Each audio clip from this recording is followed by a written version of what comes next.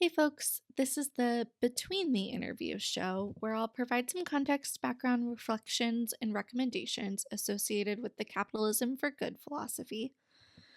While the interviews are obviously focused on highlighting businesses and their leaders through talking about their experiences and philosophies, the Between the Interviews shows will be mostly me connecting the dots, providing some additional insight, spotlighting the things that I'm listening to, reading, and watching in order to learn more, as well as some of the why behind where I am choosing to put my dollar. These Between the Interview shows will be sprinkled in between the interviews and will be posted on the main feed, but will also be posted weekly on the Patreon in video form. So if that's your jam, head there. There's a link in the description. All right, today I'm talking all about mistakes. We all make them. It almost always sucks, and we hopefully try not to. And when we do, we hopefully try to learn lessons from them. But it is a fact of life that we will make mistakes, multiple, often. And whether it is intentional mistakes, like you forget someone's name, you forget to do something, you do something actually wrong, you meant to follow directions one way and in fact something else happened. And sometimes there are these things that can be viewed as mistakes, like a bad investment opportunity. Maybe you follow a pathway or you think that you've got a really great product that tested really well, but then just for whatever reason didn't sell. It could be all of these things. You open a brick and mortar store and then it gets hit by the massive amounts of flooding that have recently just happened in Kentucky. And then you have this big setback and this big financial burden that you didn't quite account for, or something like that. Sometimes those are viewed as mistakes, but that's not really what I'm talking about and really getting at here, because those are more of like bad gambles in my mind, or bad luck, for maybe a lack of better way to say and understand that. I'm talking about true mistakes. So I've talked a little bit in the past about the entire Capitalism for Good project, what I'm working on, what I'm trying to get out of it, and all of those kinds of things. And I just want to start off to say that the knowledge and the insight that I gain through interviewing other business leaders is so helpful to me as a person. I feel like I'm growing and learning, and while this entire project and what has come of it and where I've pivoted in my career is not really all that different than where I've been for the past 15 plus years, it is something that is very new and novel in the approach. So being 100% solo on my own, no backing kind of thing, for being new into the creative podcasting social media world, that is brand new to me. In so much is like anyone who knows me personally knows that I've never I have been lackluster on the best days of social media. It has never been something that I've really gotten into, but I understand the tool from a business perspective, and also as I am opening some of these learning opportunities, whereas I'm learning so much from these business leaders along the way, my ultimate goal is just to share with other people so that other people could learn right along with me. There's no really real reason why I should limit that to just my own knowledge. I also think it's important to shine a spotlight on the people that I'm talking about. I've chosen them for a reason, and I think that their voices deserve to be heard, their stories deserve to be heard, their experiences deserve to be shared, and I think that there's a lot of valuable lessons that can be learned in that. Because I'm so new to that world, I feel like some of the mistakes that I make along the way In the same way that anyone who is new to something, those mistakes feel loud and amplified in such a profound way because there are just less opportunities, there are less instances to compare them. So, for example, if you are a basketball player and you are shooting free throws, say you shoot 6 free throws in a game and you miss 2 of them, that is a pretty substantial fail rate. That's a pretty substantial dent in your success of shooting free throws compared to if you put in, I don't even know how many free throws a professional basketball player would make in their career. Let's just guess 10,000.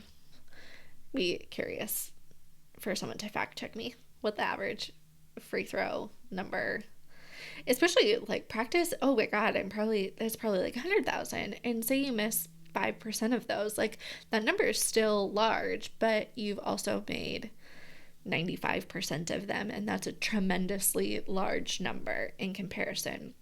So it's just so much more amplified if you're just looking at a snapshot, or if you're just starting out, you've never played basketball a day in your life, and the first time you go to shoot, you're gonna probably miss more free throws than you will 30 years down the road, 40 years down the road, when you've practiced and you've put in hundreds of thousands of free throws in your life. I'm digressing big time here. But in general, I'm inviting everyone to come along with me as I learn from 100 business leaders and as I personally take from their insights to use when I'm helping other businesses through my company.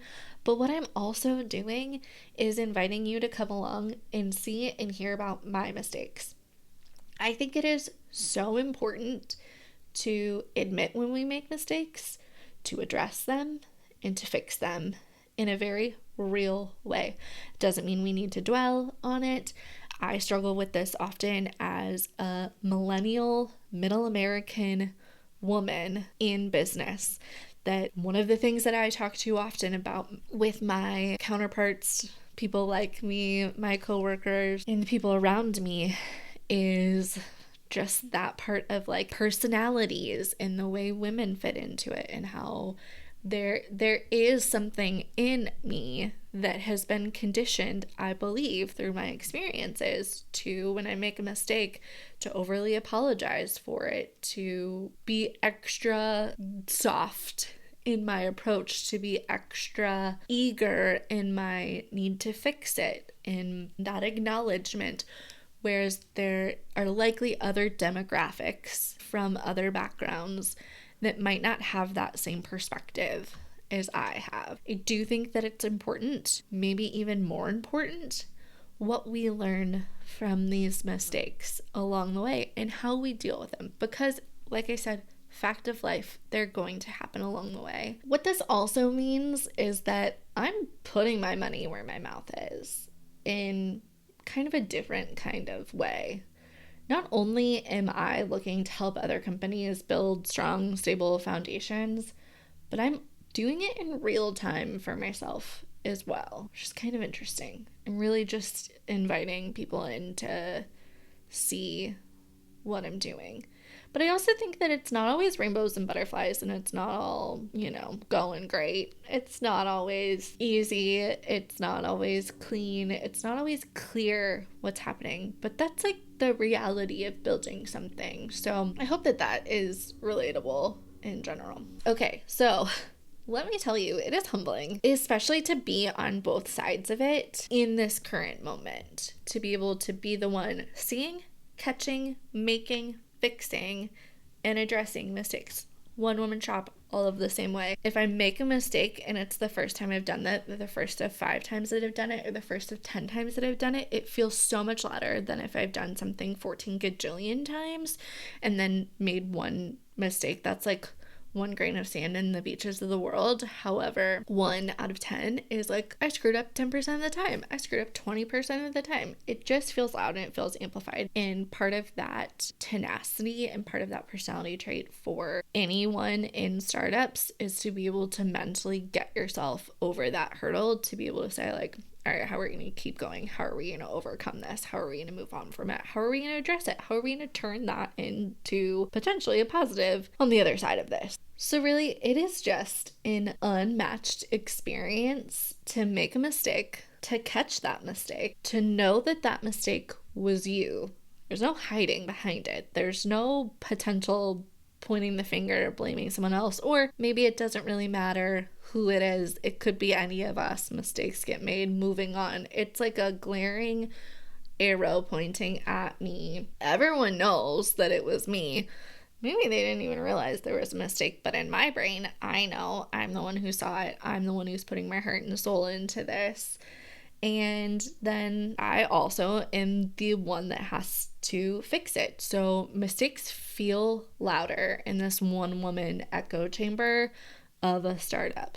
I get it. So come along with me while you learn about the things that I've made mistakes on recently. Some of them were really small. Like I was recently setting up a meeting with the president of a company that I was really excited to talk to. He was in a different time zone. So as I am setting up this meeting, I am triple checking that I'm getting the time zone correct. That is the thing that I'm nervous about. What time did he say? Is it Central Time? Is it Eastern Time?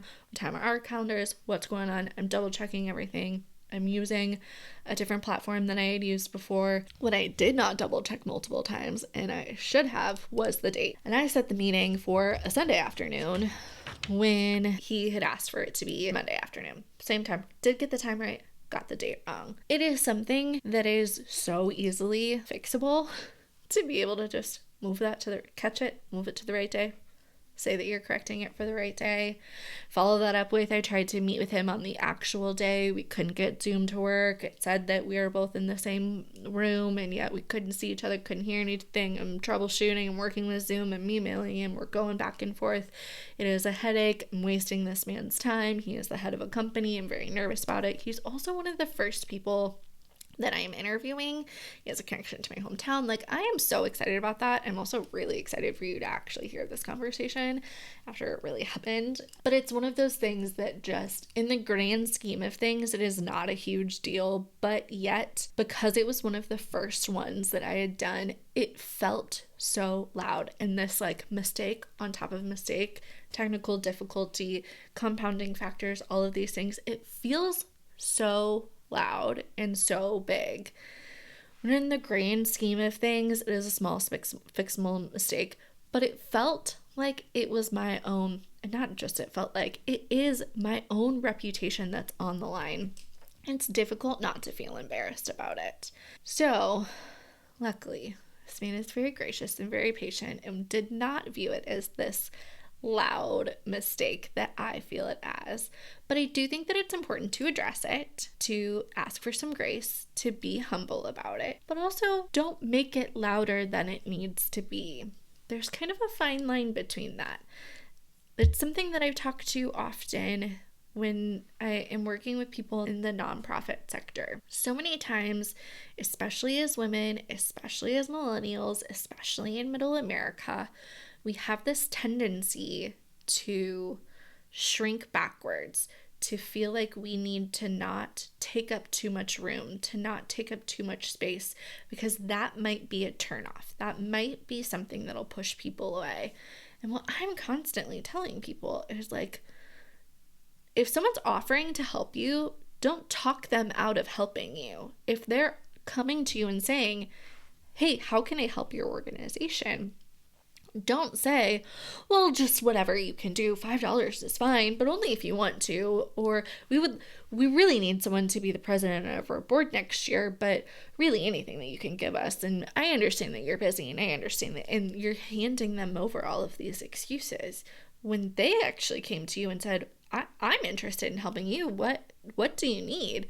And so it being able to eliminate the, okay, let me give you all of the ways to be frustrated with me. Let me give you all of the ways to say no. Let me give you all of the outs. It's a very Midwestern way to go about it. Instead of that, just say, these are the things, and then let that person make that decision about what fits in their life at the time and what they have capacity and what they have space for. And they'll ask you if there are more questions. They'll tell you what their boundaries are. It is interesting to be able to change that mindset that some of us were built with, or nature versus nurture, built from. Change that mindset into you're actually valuing people more by allowing them to make a decision for themselves, to say, here are all of the ways in which we need help. As a nonprofit organization, we need volunteers, we need certain leaders, we need a part-time assistant, we need money, we need grant writers, we need funding, we need all of these different things. We need advice, we need business structure, we need employees, whatever it is. To say that out loud and then value the other person enough to be able to make a decision on their own where they fit in best. Don't automatically talk them out of it. In a way, that kind of like drops them down. That's two different mindsets.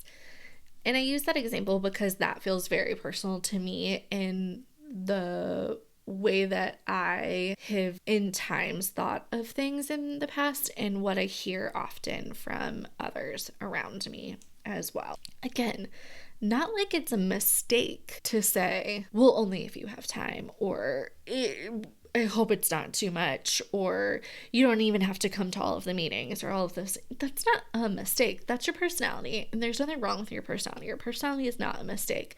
However, is there value from it? I think it's just the way that you approach it, the way that you address those kinds of things is important. And I think that there are ways to show and to highlight a personality trait, and there are ways to highlight and to fit into social norms that maybe being a little more blunt about what you're asking for in certain parts of the country and certain parts of the world are quite a turnoff. Whereas other parts of the country, it's really valued. So again, it's kind of gray, but just being able to be a little more thoughtful and intentional when those responses are given, and when, if we'll tie back to mistakes, when those mistakes are made, put those into context from the perspective of the other person. I'm not saying spend an hour talking about it and thinking about it, like I am here talking about this for however long this episode will go on, but just consider what's the impact and what's the right way to respond to it at this moment. Maybe there are times that kind of soft approach is the best sell. So back to mistakes and me learning from mistakes. As we are leaders who are holding employees to a high bar, at least let's just say me as a manager, as a supervisor, I have almost exclusively held all of my teammates and my employees that my direct reports to a pretty high bar. I hold myself to a high bar, I hold them to a high bar. And sometimes in those scenarios, it's easy to focus on the mistakes that are made and the things that get under our skin, but there can always be more to the story. So when an employee makes a mistake like that, to me, it's important to think about the context around it. Again, we don't need to spend, if it is a minor mistake, we don't need to spend a ton of time around there, hours and hours thinking about it. That's not really an efficient use of time, but there is value in adjusting the lens that we look at this mistake through. Just being aware, keeping an open mind, keeping this in the back of our brains here. So is it a one-off mistake that's out of character for that employee and unlikely to happen again? Did they take responsibility and fix it? What was the after effect? Is it something that they just self-reported to you? Hey, this mistake happened. This is what I did about it. Need me to do anything else? Just need you to be aware in case you hear. My philosophy as an employee has always been, I want my supervisor to hear about mistakes from me first, rather than from a client or a customer or anyone else. I think that it's 12 million times worse if they hear about it from anyone else. It brings the temperature super high up for them to have to be like, why am I hearing about this mistake from so-and-so? What I would rather do is go straight to them and say, you might hear about this. This is what happened. This is what I did about it. Let me know if we need to do anything else. Or if you disagree, I'll reverse course on this again. but just need you to be aware of this. Obviously, it's going to be a track record. This is another part of like, is it a one-off mistake or is this a pattern of things? But again, I would rather have that report and have that transparency to be able to be like, you need to hear it from me. I need to own up to it. And also, I want you to know about all the things that I'm doing to prevent this in the future. And we can hold me to accountable, because at the end of the day, it doesn't really matter where the ego falls in all of this. What matters is that mistake doesn't happen again, because at the end of the day, less mistakes mean higher satisfaction for other people, including myself. I'm much happier when I make less mistakes. So back to kind of evaluating the context behind it. Is it a pattern of similar mistakes that can be addressed? Can it be addressed by things like training, taking a break, workload management? Maybe there's a break in the process. Or do I need to adjust our tools and technology? Or perhaps that person is not in a position that is in line with their strengths and their interest. Can we move things around so that they are? Sometimes what's best is that you decide to part ways because that just isn't a good fit. That's not always a bad thing. It's all about the way that you handle it. It's all about the way that you address it. Sometimes you've got someone that's really great and really talented, but they're really talented in an adjacent position. That's really where their strengths lie. It's really where they get keyed up. That's really where they are a much better fit. And maybe you need to jostle some things around to get that to happen. And then you can pull someone else in to do the job that they were doing that's in line with their strengths. It's going to be better for everyone if you've got the right fit in that position. It's also important as leaders for us to be cognizant of how we act when we make mistakes. So yeah, we're talking about when an employee or a direct report makes mistakes, to make sure that we're evaluating it in a lens that is thoughtful and intentional. But also, how do we address things? Just like my scheduling mistake in the way that I handled it impacts my reputation according to that person that I interviewed. That is the way he views me, that is what he knows about me, and that is what he's going to speak about when he speaks to other people. Now, can I back that up with creating a stellar interview, a great environment when we do meet, making sure that he sees my professionalism, whatever those things are that are important to him? Do I put on a good face when I do get in front of him so that mutes that mistake? It doesn't feel as loud as it feels within my brain, so that when someone asks him, hey, what'd you do this evening? And he says, hey, just had an interview. The answer is, or the second part of that sentence is, I just had an interview and it went really great. We talked about all these cool things, versus I just had this interview. She was a hot mess when it came to scheduling. I don't want that to be the reputation. I want it to be the how and the why and the experience. So that is my focus. I'm owning up to the mistake that I made. We're addressing it. We're going to fix it. That's never going to happen again if I have any pull in it. But also, moving forward, what I want the takeaway to be loudest from that interaction is, what is the experience? Does he feel like he is heard and his experience was valued, and that his organization is being promoted and highlighted for the good things that they are doing? And will other people be able to learn from the things that he and his company have done? That's what I hope will be loudest. That's our ultimate goal. In the end, how we handle these mistakes, both internally and externally, impact our reputation according to our employees and also the outward customers, clients, the people that we face, the people that are looking at. These things matter. Reviews on job boards, reviews on product websites. I am a big user of Reddit. Whenever I am doing some research, it is great to find some anonymous feedback, to just type in a company name or a person's name and review, and you'll have some tea that'll pop up there. So at the end of the day, acting as an example of how you want mistakes to be addressed can be an important part of company culture. If you are living in a way as a leader to address your mistakes and pivot and move on and adjust accordingly, then your employees are more likely to follow in that footstep. If you make a mistake pretend like it didn't happen, blame it on someone else, create this negative culture, that's going to tell your employees that that's what you value, and that's how they're going to act. Or they're going to choose, that's not for me, I'm going to GTFO. Sometimes it's not even these outright mistakes that we're talking about, but it's just decisions that lead to the desired outcome. It's a roadblock. It is an external circumstance that the leaders need to steer their crew around. Maybe it's a miscommunication that just could have been made clearer. Sometimes it's just evaluating, hey, that didn't work as well as I thought it would. Where are there ways to improve? Where are those opportunities for 1% better? How do we increase our free throw success rate here? At the end of the day, mistakes happen to all of us. We don't all operate at 100% all of the time. Sometimes things are not going to go as planned. At the end of the day, what matters is how are we dealing with it, and how does that impact our reputation moving forward? How do you react when things happen to you?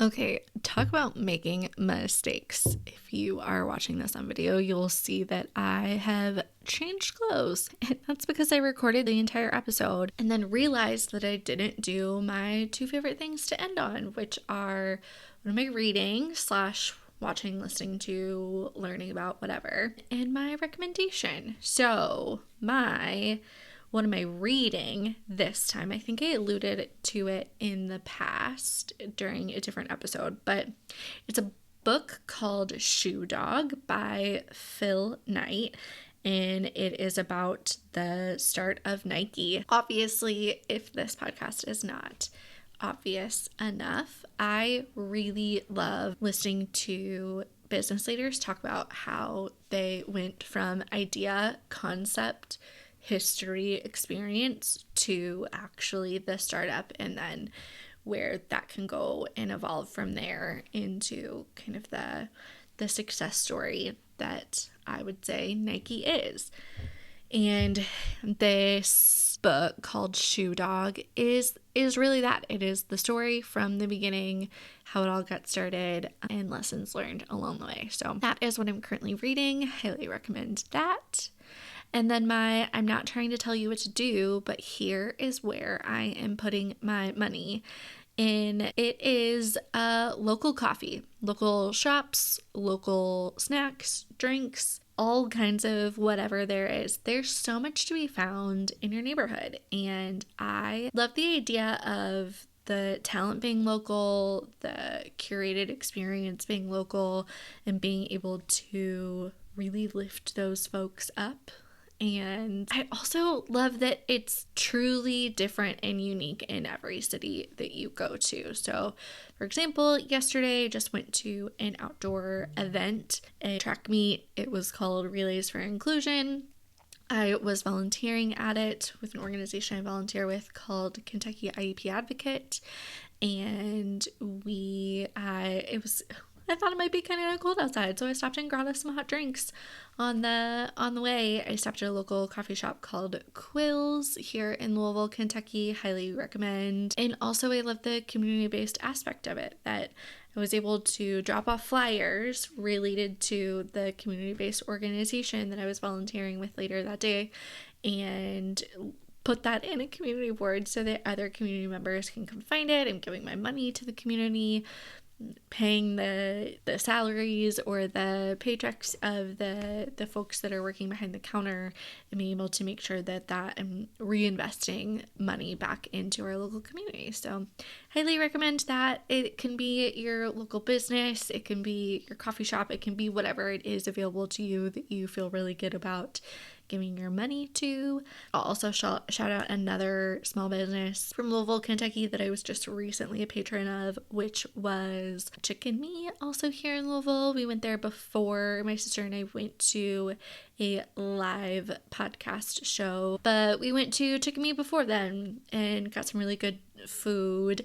My sister and I both eat gluten-free, so it was nice to have a ton of options there and just feel really good about giving back to a unique local business in our community. So find your ones that are local to you, check them out, spread the word, all of the above. All right, before we go, I've mentioned that this project is supported through Patreon. There's a link to Patreon down in the show notes. And if you want to jump up a level from the free version, you can do so by becoming a direct supporter of the project through that platform. Once you sign up, you'll get a link to a different feed on Apple or Spotify or whatever podcast platform you use that will take you to exclusive shows and bonuses as a thank you for your direct support. Also, this project is new and still working out how to make it better and making sure that it's resonating with the folks that are listening. So I really appreciate any and all feedback. I truly do want to hear from you. So if you follow and message me on Instagram, it's at Capitalism for a Good Podcast, or email me and message me with your thoughts. Check the links in the show notes for different ways that you can also contact me. There's a really good chance that I'll send you a discount code for Patreon as a thank you. Really appreciate it. Thank you so much. All right, that's enough. Let's go leave this place better than we found it.